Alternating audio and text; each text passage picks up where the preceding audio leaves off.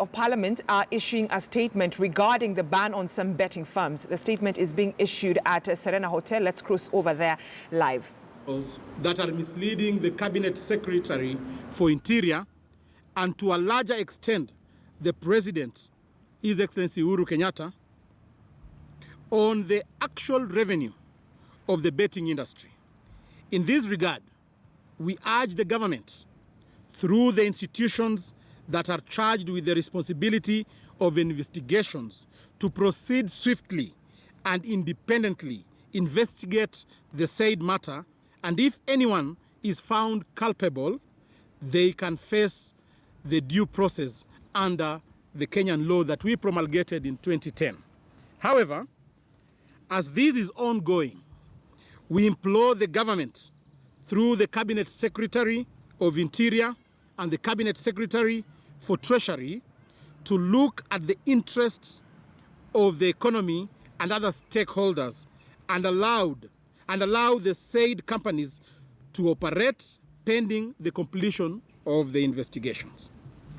We are in support for the government to allow the said companies to operate for obvious reasons, which include, but not limited to, sponsorship of sports, culture, and arts-related activities, and universal health care of the people of Kenya. Furthermore,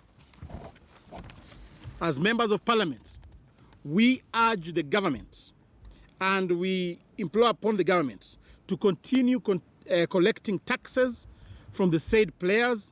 As it currently stands, the government and the people of Kenya are losing revenue every day that this impasse is allowed to, if this impasse is allowed to continue.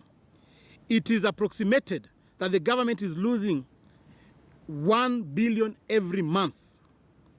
Kenyans need to know, for example, that betting and sport pesa only paid close to 10 billion in taxes in 2018. Taxes from these two industry players formed a big percentage of the taxes collected. The allegations that they have not been paying taxes are baseless and unfounded.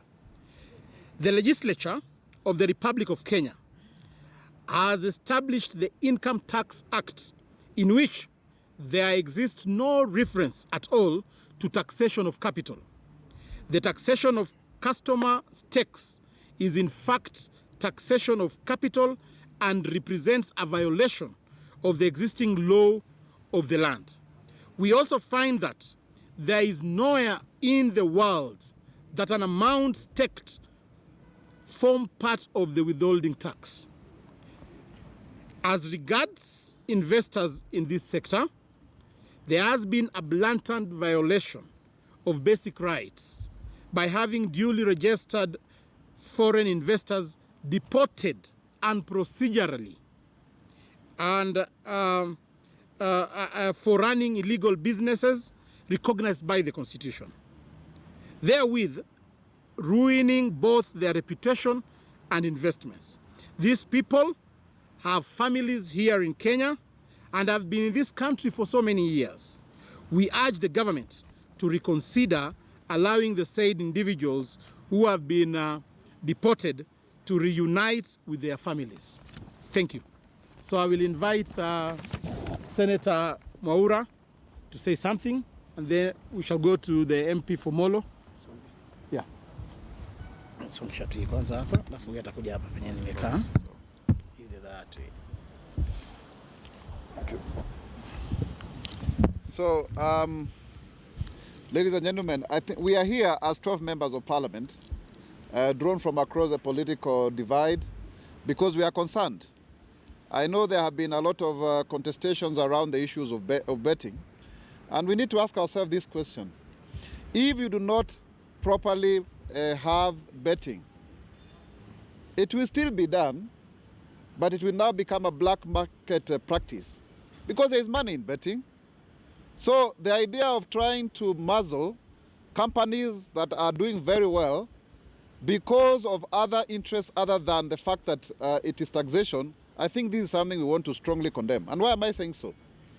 If you look at, for example, the case of SportsPesa, a Kenyan company that can sponsor Premier League teams is in the United Kingdom, when that issue was presented at the UK Parliament, you can tell that this is also laced with some form of racism, because the people, the key players there cannot accept that a Kenyan, an African-based company can be successful to the extent that it is sponsoring their own teams. And this is something that is very, very germane, because there are also homegrown solutions. If you look at SportsPesa, Betin, and other companies, particularly let me speak about SportsPesa. SportsPesa is not just doing sports, and I'm sure my colleagues will talk about that. They are very much involved in corporate social responsibility, and we are not talking about future plans, we're talking about things that have happened. For example, they have been supplying us with sunscreen lotions, people with albinism, for quite some time now.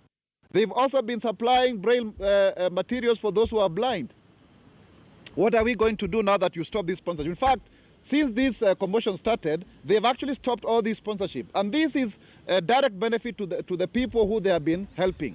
When you talk about social events, whatever kind of social events, they are the ones who have been, we've been running to support here, support that.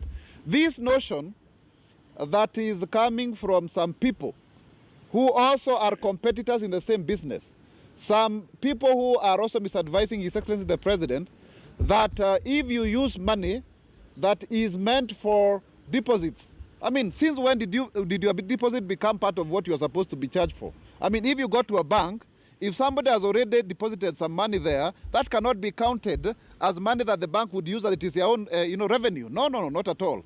Revenue is only declared on the charges that the company has upon your usage of that money.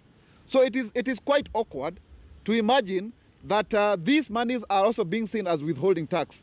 And I was at a function in the burial of Peter Kenneth, and I could see the way some ministers have misled the president, to the extent that these monies from these betting companies is supposed, for example, to be used for hospital. What kind of hospital? If you are running a company, it is you to pay taxes, and then the government can use those taxes to do whatever it so wishes. We strongly condemn this activity. Already, the employees of these companies are at home. They have lost their employment. They don't know about the future. We just need to properly regulate. We don't need to overtax them, but we need to give them opportunity to also make a contribution for the development of this country. Thank you. Thank you. Yeah. Relax, Babu.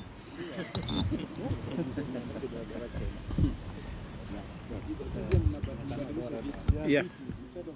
On your screen are senators talking about the decision by the government to actually close down some betting companies in the country. They say that they're actually asking for a thorough audit when it comes to those companies that were closed down. And now let's take a short break here on KTN News Center. But when we come back, we still have a lot lined up for you.